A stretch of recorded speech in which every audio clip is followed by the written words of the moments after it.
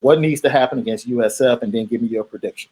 Defensively, it's easy. It's clean up some of the missed tackles and some of the mistakes that they had early, which are things that you expect in game one, but you want to get them worked out pretty quickly. And then number two, I want to see the defensive line really take this game over again and do it earlier. Maybe now, again, they've now got up to game speed a little bit with the game under their belt.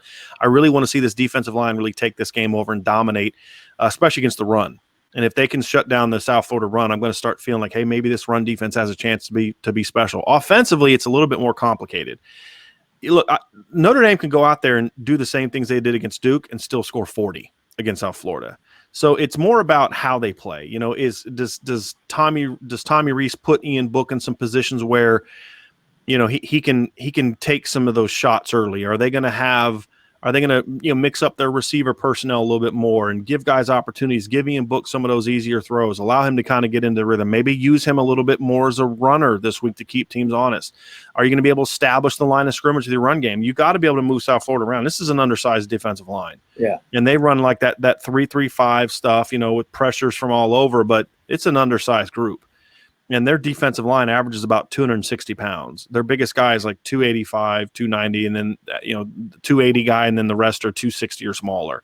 If you can't move this line around, then this is gonna be problematic. And so that, to me, more than anything, is something that I need to see. At the end of the day, the stuff with Ian Book is great and all that, but we've seen Ian Book dominate in these types of games in the past. So even if he does great, I'm going to have the same. Well, let's not overreact, just like I didn't want people to overreact to the Duke performance.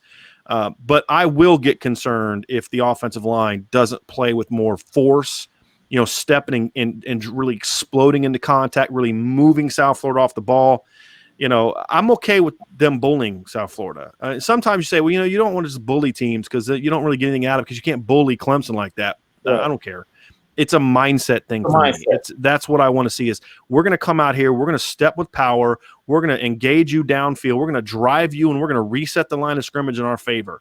And we're going to do it with some nastiness and an edge. And if they do that, I don't care who they're playing because we haven't seen that. Even the games they dominated last year, we didn't see that. Right. And that's a mentality thing that they're going to need. And if they're still doing this, working laterally and not getting a push and catching and all that stuff this week, then it's just like, well, that's just who they are because that's what they're being coached to do. And so that will be the biggest, even if they win by my prediction of 49-6, I think the defense is going to dominate South Florida. I think they're going to shut the run game down. You're not going to see a team consistently move the ball in Notre Dame defense that's one-dimensional, in my opinion, unless that one dimension includes Trevor Lawrence and, a bunch of 5-star receivers.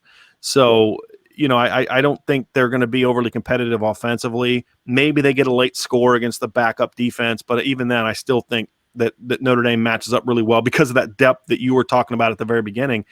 I want to see that bulliness from whether it's 24-6 or 49-6, like I predicted.